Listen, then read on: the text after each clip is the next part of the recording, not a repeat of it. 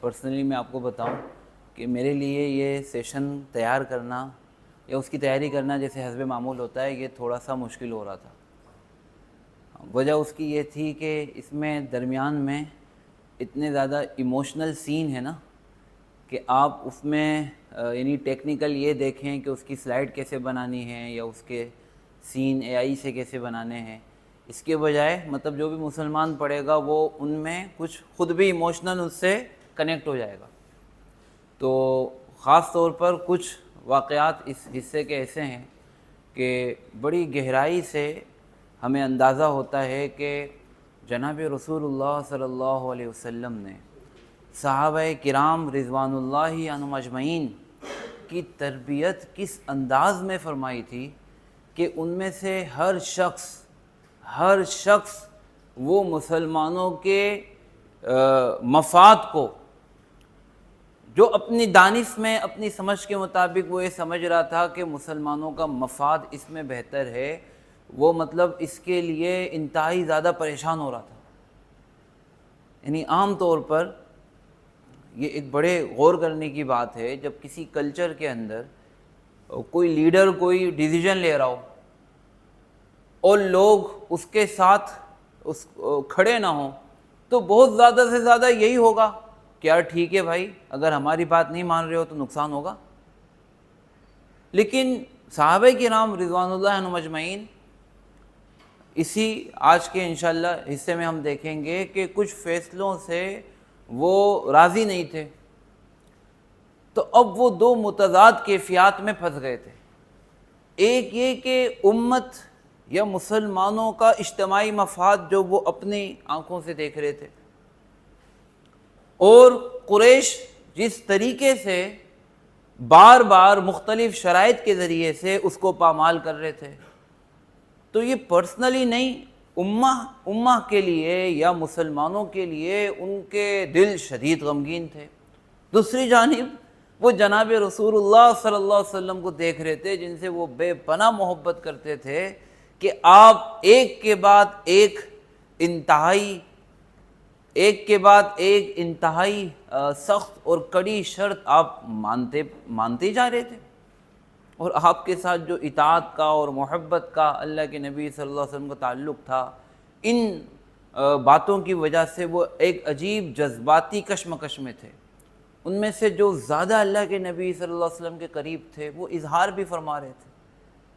لیکن آپ مستقل ان کو تسلی دے رہے تھے، سمجھا رہے تھے۔ تو یہ ایک وہ سچویشن ہے کہ جب کسی کلچر کے اندر کوئی لیڈر کچھ فیصلے کر رہا ہے اور اس کی ٹیم کی جو کور ٹیم ہے وہ ان فیصلوں پر مطمئن نہیں ہو پا رہی، کیونکہ جو اپنے حساب سے وہ دیکھ رہی ہے کہ وہ فیصلہ پوری آپ کہتے ہیں کلچر کے لیے یا پوری قوم کے لیے پوری کمپنی کے لیے وہ نقصان دہ ہو رہا ہے۔ اس سچویشن میں آپ صحابہ کو دیکھیں گے، ٹھیک ہے، اور اللہ کے نبی صلی اللہ علیہ وسلم نے ان کو کس انداز میں ٹریٹ کیا، ان کو کیسے قائل کیا، ٹھیک ہے۔ اور پھر دوسری طرف ہم مخالف لوگوں کو دیکھیں گے کہ وہ بظاہر کس انداز میں یعنی اللہ کے نبی صلی اللہ علیہ وسلم سے باتیں کر رہے تھے۔ اس دوران آپ علیہ السلام کا طرز گفتگو کیا رہا، تو مطلب بہت ساری باتیں ہیں۔ انشاءاللہ ہم کوشش کریں گے کہ کافی حد تک ان تمام باتوں کو کور کر لیں۔ حسب ترتیب پہلے پچھلے سیشن کا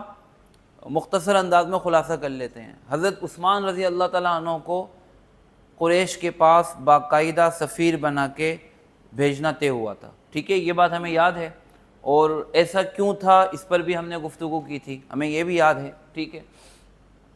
حضرت عثمان رضی اللہ تعالیٰ عنہ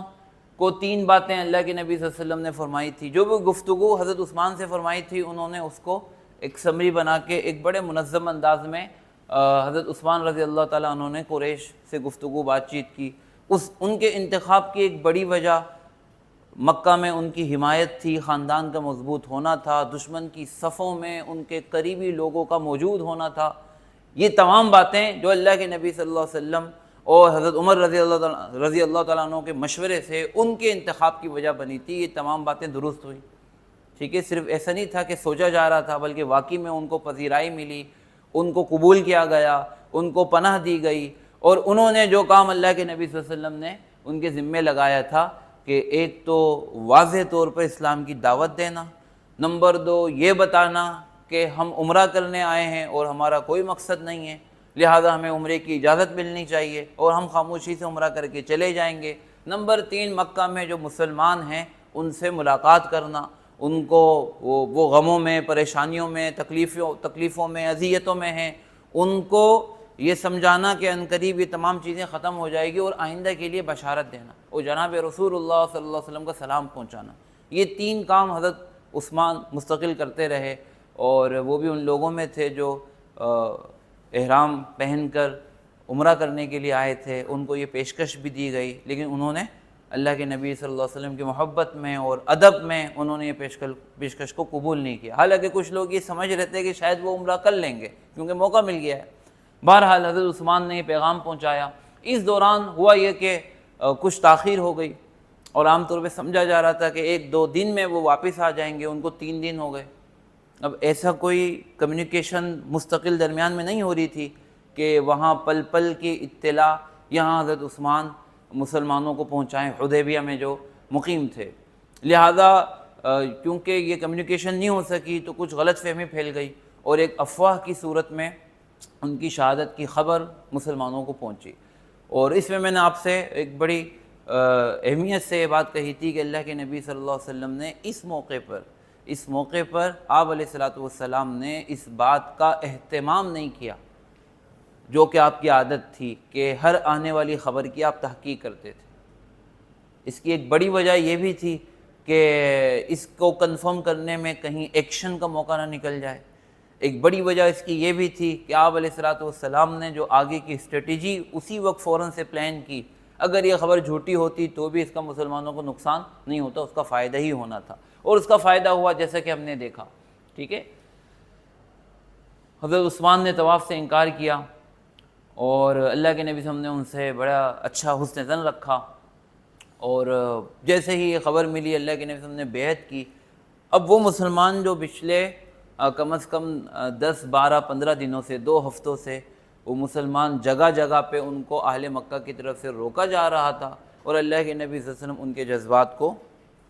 یعنی تسلی دے رہے تھے، اور اب اللہ کے نبی صلی اللہ علیہ وسلم نے ان سے موت پر، جہاد پر، میدان جنگ میں پیٹھ نہ دکھانے پر، آخری سانس تک خون کا، حضرت عثمان کی خون کا بدلہ لینے پر، مختلف صحابہ مختلف انداز میں روایت کرتے ہیں، ان تمام الفاظ پہ بیعت کی، اور تقریباً 1400 یا 1500 جتنے بھی صحابہ موجود تھے سب نے اللہ کے نبی صلی اللہ علیہ وسلم کے ہاتھ پر بیعت کی۔ ٹھیک ہے، اور اب ہم یہ دیکھیں کہ کہاں ان کے جذبات کو، جو بھڑکتے ہوئے جذبات کو اللہ کے نبی صلی اللہ علیہ وسلم مستقل نیچے کر رہے تھے، ان کو سمجھا رہے تھے کہ ہم عمرہ کرنے آئے ہیں، اور کہاں ایک دم سے جہاد اور موت پہ بیعت ہو گئی ہے نا۔ اب ایک انتہا پر سب صحابہ کے جذبات پہنچ گئے، ٹھیک ہے، اور اس کے بعد فوراً سے یہ ڈاؤن ہوئے، اور پھر اللہ کے نبی صلی اللہ علیہ وسلم نے بظاہر انتہائی دب کر، جیسا کہ مسلمان مغلوب نظر آ رہے تھے اور جیسا کہ مسلمان اپنے ہر مطالبے سے پیچھے ہٹ رہے تھے، اس انداز میں صلح کی۔ تو یہ 2 انتہائیں نظر آ رہی، اور بالآخر ان دونوں میں کچھ مسلمانوں نے پس و پیش کی، لیکن ان دونوں میں جناب رسول اللہ صلی اللہ علیہ وسلم کی اطاعت فرمائی، چاہے جان دینا ہو یا بظاہر انتہائی دب کر صلح کرنا ہو۔ تو 2 یہ ایموشنل، آپ یہ سمجھے کہ انتہائیں تھی،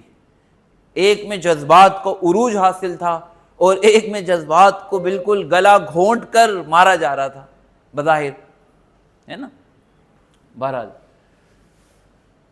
اللہ کے نبی صلی اللہ علیہ وسلم نے حضرت عثمان رضی اللہ تعالیٰ عنہ کی طرف سے خود اپنے ہاتھ سے، اپنے ہی ہاتھ پر بیعت کی، یہ ان کی فضیلت تھی، اور پھر ہم نے اس بیعت کے کچھ فضائل بھی ہم نے سمجھے تھے، اور ہم نے اس کے آخر میں اس نتیجے پہ اس کو ہم نے مکمل کیا تھا کہ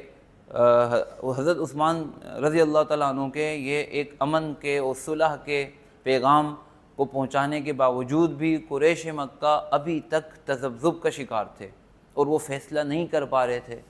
اور کہ مسلمان تو جانے کا نام نہیں لے رہے ہیں، ہم ان کو عمرہ کرنے کی اجازت دیں یا نہ دیں، یا وہ تو بات چیت ہی پر ابھی تک آمادہ نہیں تھے۔ اب اس بیعت رضوان کا فوری فائدہ یہ ہوا کہ ان کو اطلاع مل گئی اور وہ بات چیت پر آمادہ ہو گئے، اور انہوں نے نسبتاً اپنے ایک ایسے شخص کو جو گفتگو اور بات چیت کا تو بڑا ماہر تھا، البتہ عمومی اعتبار سے مسلمانوں کے لیے وہ وہی حیثیت یا وہی درجہ رکھتا تھا جو ان کے لیے حضرت عثمان کا درجہ تھا، یعنی ایک وہ شخص کے جو گفتگو جس سے کی جا سکتی ہو، ٹھیک ہے۔ تو قریش مکہ نے پہلی دفعہ اب اس بیعت رضوان کے بعد اللہ کے نبی صلی اللہ علیہ وسلم کے پاس اپنا نمائندہ بھیجا، اور جس کا نام کیا تھا؟ سہیل بن عمر، ٹھیک ہے، سہیل بن عمر کو بھیجا۔ اب انشاءاللہ ہم یہاں سے آگے پڑھیں گے، اور کچھ نکات پہ انشاءاللہ ابھی آپ سے اسی حوالے سے نبیل بھائی گفتگو کرتے ہیں، یہاں سے ہم انشاءاللہ پھر کنیکٹ